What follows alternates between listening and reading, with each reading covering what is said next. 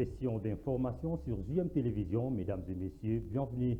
Ouvrons cette édition du journal par cette information en exécution des instructions du président de la République, Félix Antoine Tshisekedi Tshilombo, formulées lors de la réunion du Conseil des ministres tenue le 13 mars dernier. Le gouvernement congolais a adopté une série de mesures visant à renforcer la lutte contre les banditismes et la criminalité. Parmi ces mesures figure l'obligation d'identification des abonnés lors de toute acquisition d'une carte SIM dans le cadre d'un ensemble de dispositions qualifiées d'urgence, pragmatiques et immédiatement applicables visant à lutter contre la criminalité. Reportage. La ville-province de Kinshasa continue de faire face à une résurgence de l'insécurité, des enlèvements et des attaques nocturnes malgré la mise en œuvre de l'opération Ndobo, présentée à travers les ministres de l'Intérieur, de la Sécurité, de la Décentralisation et des Affaires coutumières. Les annonces répétées d'arrestation des bandits urbains, communément appelés Koulouna, et leur déferment devant les instances judiciaires semblaient n'avoir eu que peu d'impact sur le quotidien des Kinois et des Kinoises. Lors de la 92e réunion du Conseil des ministres, Félix Tshisekedi a indique avoir été saisi des préoccupations de la population, laquelle signale une recrudescence inquiétante des enlèvements dans la capitale. Selon lui, à ces faits s'ajoutent des attaques nocturnes perpétrées par des bandits armés dans certaines résidences, sémant la peur et l'insécurité parmi les citoyens. Au-delà des détresses des familles directement touchées, les chefs de l'État affirment que ces actes criminels alimentent un climat de psychose, fragilisent les sentiments de sécurité collective, perturbent les activités économiques et sociales et porte atteinte à l'autorité de l'État, ainsi qu'à la confiance des citoyens dans les institutions chargées de les protéger. C'est dans ces cadres qu'il avait ordonné au gouvernement l'intensification de la traque et du démantèlement des réseaux criminels face à la résurgence des enlèvements et de l'insécurité dans la ville de Kinshasa. Rendons-nous à l'Assemblée nationale à présent. L'Assemblée nationale a déclaré recevable ce lundi 13 avril 2026 deux projets de loi majeurs, à savoir la ratification de l'accord stratégique entre la République démocratique du Congo et les États-Unis d'Amérique, ainsi que l'accord de paix signé avec les Rwanda. Reportage.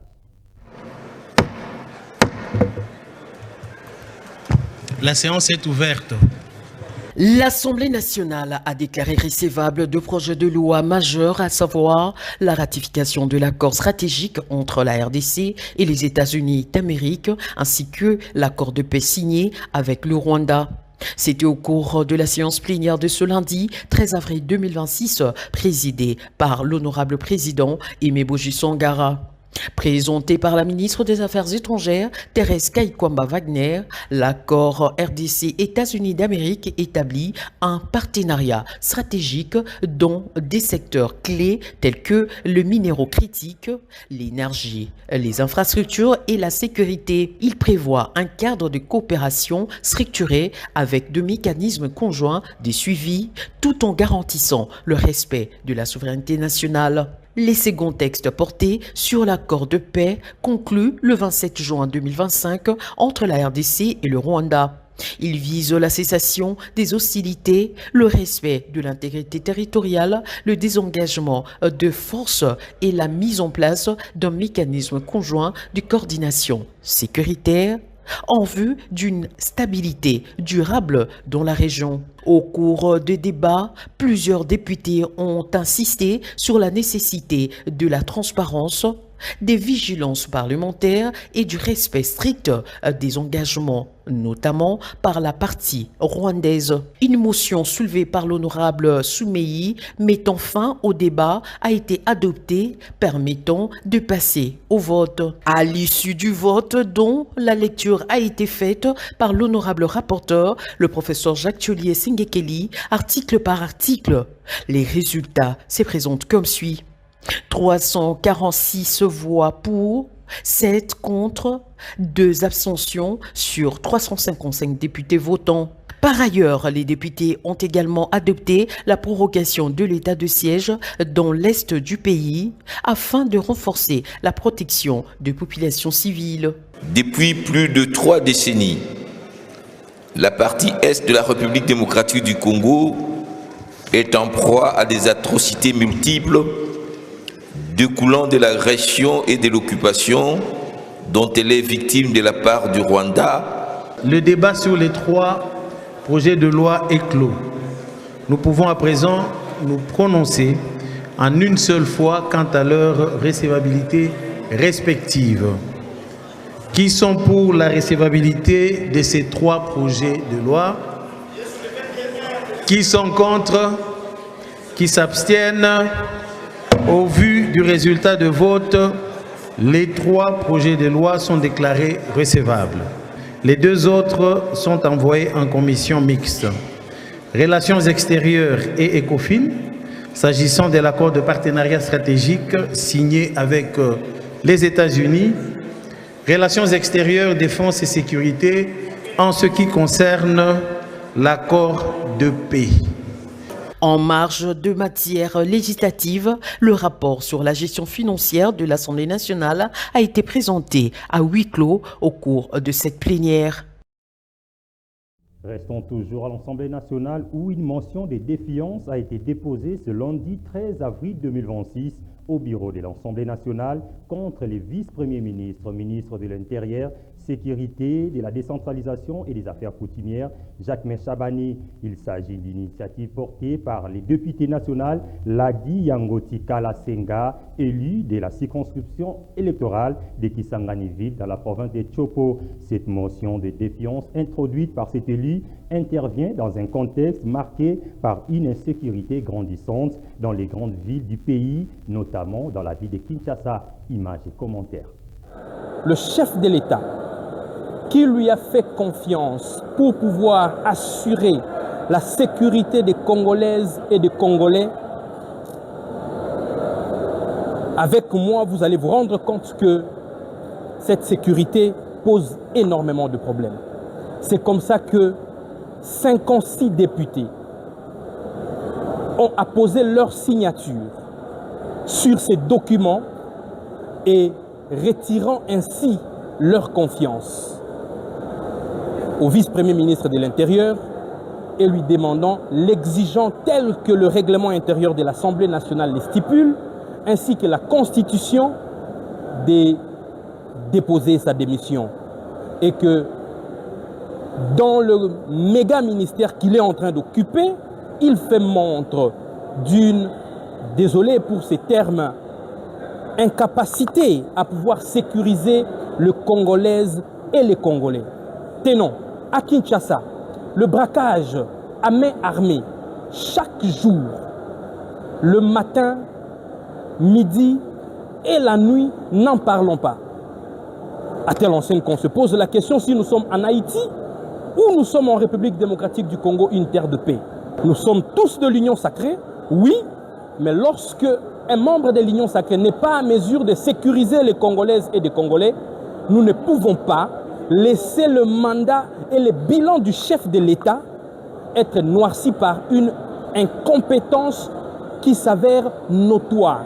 Et c'est là dans toute la République démocratique du Congo. À Kisangani, on braque même dans les hôpitaux. À Lubumbashi, n'en parlons pas. On kidnappe le médecin, on kidnappe le journaliste, on tue les prêtres, n'en parlons pas. En Ituri, dans le sud Kivu, malgré les efforts que le président de la République est en train de fournir pour rétablir la paix, il met des moyens pour la sécurisation des Congolais. Mais qu'est-ce qui est déplorable que de voir, même en plein Kinshasa, en plein centre-ville du marché central, on vient braquer pendant la journée. Monsieur le vice-premier ministre, ministre de l'Intérieur, vous pouvez être compétent ailleurs. Mais dans ces méga ministères, je sais que aucun Congolais ne va être contre moi. Et moi, ici, je suis en train d'agir avec mes collègues. J'ai leur bénédiction. Je suis le petit-fils du feu Sphinx délimité. Lorsqu'il remarque que quelque chose ne va pas, notre grand-père, Étienne Tshisekedi Wamulumba, ne mâchait pas sa langue.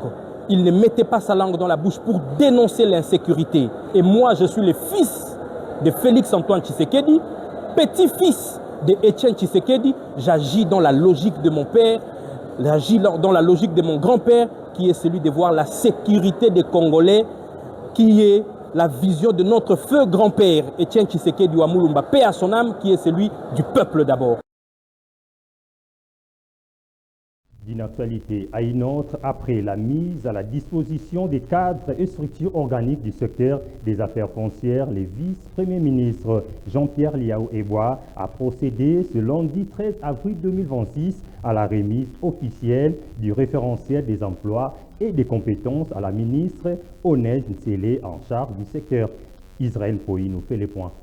Les référentiels complètent les cadres et structures organiques octroyés le 7 janvier dernier en apportant un cadre clair pour l'organisation des postes et l'adéquation des profils aux besoins de l'administration. Comme l'a souligné le VPM, il s'agit de placer l'homme qu'il faut à la place qu'il faut, en précisant les compétences requises pour chaque fonction au sein du ministère des Affaires foncières. La réforme est en marche dans la fonction publique par l'adoption de ces référentiels des emplois et des compétences dans l'administration foncière. Objectif, mettre fin aux nominations arbitraires et renforcer la transparence dans la gestion des postes. Ces systèmes de repêchage permettra de situer les événements dans l'espace et dans les temps. À cet effet, pour établir un référentiel des compétences efficaces, il faut fixer son objectif, définir son périmètre, monter une équipe de travail pluridisciplinaire, identifier les compétences clés, hiérarchiser les compétences clés et enfin concevoir un document clair. Longtemps réservé aux spécialistes, les référentiels des compétences s'imposent désormais comme un repère pour structurer l'administration foncière en RDC. Toutefois, autre chose à présent, les ministres des Finances, Doudou Fouamba-Lukunde, Libo Taï, a dévoilé ce lundi les 7 projets prioritaires à financer par les fonds mobilisés via l'Eurobond dans le secteur de l'infrastructure, de l'énergie et de l'éducation. S'exprimant lors d'un point de presse consacré notamment à l'entrée de la République démocratique du Congo sur les marchés financiers internationaux, les patrons des finances publiques a présenté cette réforme comme un levier clé de mobilisation des ressources internes. Reportage. Le climat des investissements en République démocratique du Congo s'est amélioré sous l'administration du président Félix-Antoine Tshisekedi Tshilombo. Le pays a réussi à lever 1,25 milliard de dollars américains à travers une émission d'Eurobond, une première dans son histoire. Mais de quoi s'agit-il exactement? Souvent perçu comme un endettement supplémentaire, l'Eurobond constitue en réalité un instrument financier qui, grâce à une gestion rigoureuse et à une gouvernance renforcée impulsée par le ministre des Finances Doudou Roussel Fouamba-Lukunde Libo Taï, permet à la RDC de diversifier ses sources de financement au-delà de l'aide traditionnelle. Il ouvre ainsi l'accès aux capitaux internationaux pour financer les infrastructures essentielles. Cette démarche renforce la crédibilité financière du pays, allonge la maturité de la dette et teste l'appétit des investisseurs, marquant un tournant vers une gestion financière plus souveraine. Elle traduit, selon les autorités, une attractivité accrue de la RDC sur le marché international. Autrefois, la RDC peinait à attirer des investissements directs étrangers durables en raison d'un climat des affaires jugé difficile. Aujourd'hui, les réformes engagées, notamment la transparence dans la gestion des finances publiques, la facilitation de la création d'entreprises à travers le guichet unique, la sortie très prochaine de la liste grise du GAFI, la stabilité du cadre macroéconomique, la maîtrise de l'inflation, la déconcentration de l'ordonnancement ainsi que l'amélioration de la notation souveraine, pour ne citer que ceux-là, ont contribué à renforcer la confiance des investisseurs. Pour ceux qui s'interrogent sur les retombées de cette opération, l'Eurobond ouvre davantage la RDC aux capitaux internationaux et favorise l'attraction de nouveaux investisseurs dans un cadre désormais plus crédible et structuré. Les fonds levés serviront au financement des projets d'infrastructures structurants, notamment l'aéroport international de Ndjili, la centrale hydroélectrique de Katende et la route nationale numéro 4, en cohérence avec le plan national stratégique de développement 2024-2028. Malgré un contexte international marqué par une forte volatilité, la RDC a su tirer parti d'une accalmie géopolitique pour saisir une fenêtre d'émission favorable. Technocrate, politique et passion, Doudou Roussel Fouambalikunde Libotaï a toujours travaillé dans le calme, avec discipline et abnégation. Ceux qui pensaient qu'il ne pouvait rien apporter de nouveau sont confondus avec cette levée de 1,25 milliard de dollars américains à travers une émission d'Eurobond, une première dans l'histoire de la République démocratique du Congo. Que vive la République! Son Excellence, M. Louis Watoum Kabamba, ministre des Mines, a présidé le lundi 13 avril 2026 une réunion stratégique avec les délégués de la future commission interministérielle du projet MIFOR dans la salle bleue de l'immeuble intelligent. Images et commentaires. Cette rencontre marque une étape importante dans la structuration de ces méga-projets visant à valoriser les potentiels ferrifères de la RDC et à soutenir son industrialisation. Le ministre a rappelé que la RDC dispose d'un potentiel estimé entre 15 et 20 milliards de tonnes de fer, la positionnant ainsi parmi la plus grande réserve mondiale. Il a souligné que ces projets MIFAR s'inscrivent dans une dynamique de transformation structurelle allant de l'exploitation minière, du développement d'infrastructures, des recettes durables et au renforcement de la stabilité macroéconomique. Les travaux ont porté sur la présentation de la vision globale de ces projets, son architecture technique, son industrialisation, sa logistique, ainsi que son chronogramme de mise en œuvre. Le ministre a insisté sur un modèle reposant sur les partenariats publics-privés pour l'architecture industrielle, tout en garantissant la souveraineté de l'État sur les infrastructures stratégiques. Les échanges ont permis de renforcer la coopération interconstitutionnelle autour de ces projets structurants conduits conformément à la vision du chef de l'État Félix Antoine Tshisekedi sous la coordination de la première ministre Madame Judith Suminwa pour faire du secteur minier un moteur de croissance durable et inclusive.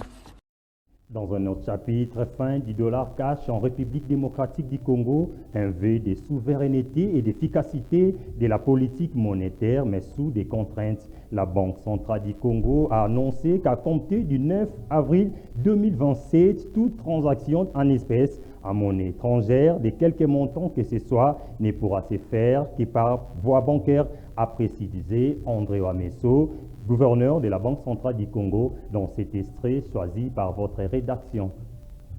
Pour éviter les risques de blanchiment de capitaux, la Banque centrale a décidé de donner un moratoire d'1 an aux banques commerciales pour qu'il n'y ait plus d'importation des devises étrangères par celles-ci. Ça va être exclusivement l'apanage de la Banque centrale. Ça a été le cas par le passé. Et en sus, il n'y aura plus, après 1 an, de transactions en cash, en devises étrangères sur le territoire national. Ça, c'est pour favoriser les paiements digitaux et la traçabilité de tous les paiements qui se font en devises étrangères sur le territoire national.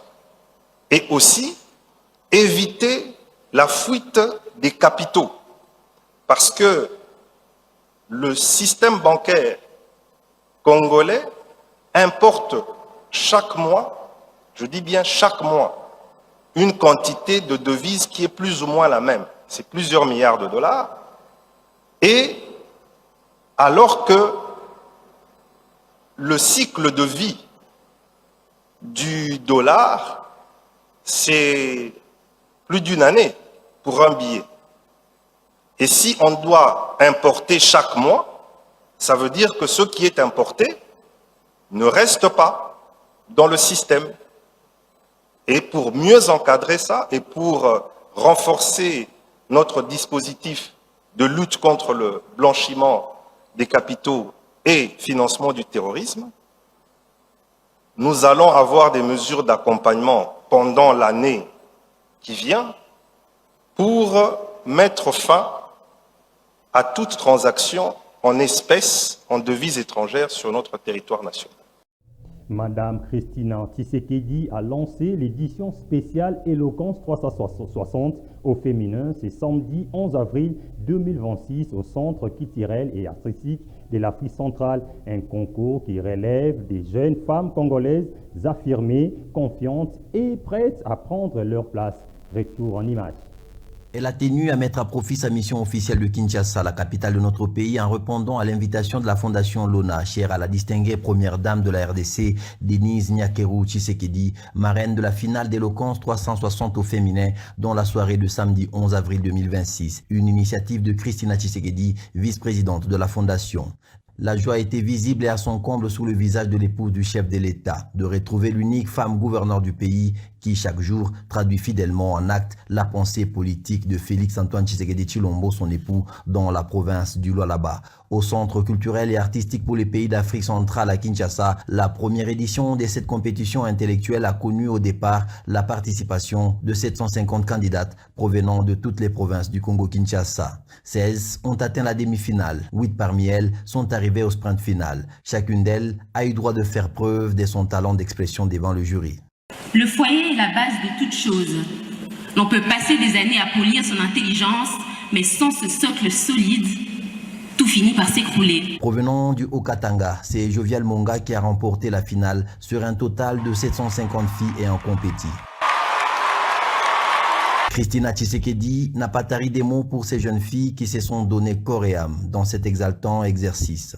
Permettez-moi d'abord de déposer ici un immense merci à la distinguée Première Dame, dont le haut patronage a élevé ce concours au rang d'acte fondateur pour une génération. Vous êtes venus des provinces, certaines avec des doutes immenses, toutes avec un rêve comme une seule boussole. Nous avons perçu vos tremblements, mais nous avons surtout vu votre éclosion. Vous avez compris que la parole juste n'est pas un bruit dans le tumulte, c'est une force. L'Éloquence 360 au féminin a pour objectif de renforcer le leadership féminin, l'émancipation de la femme congolaise et forger son courage dans la prise de parole en public. Mesdames et messieurs, c'est par ici que nous bouclons complètement cette édition du journal. Restez-nous branchés car l'info reste en continu sur www.jmtelevision.com ainsi que toutes les plateformes de téléchargement. Vivez et revivez son temps. Au revoir et à la prochaine.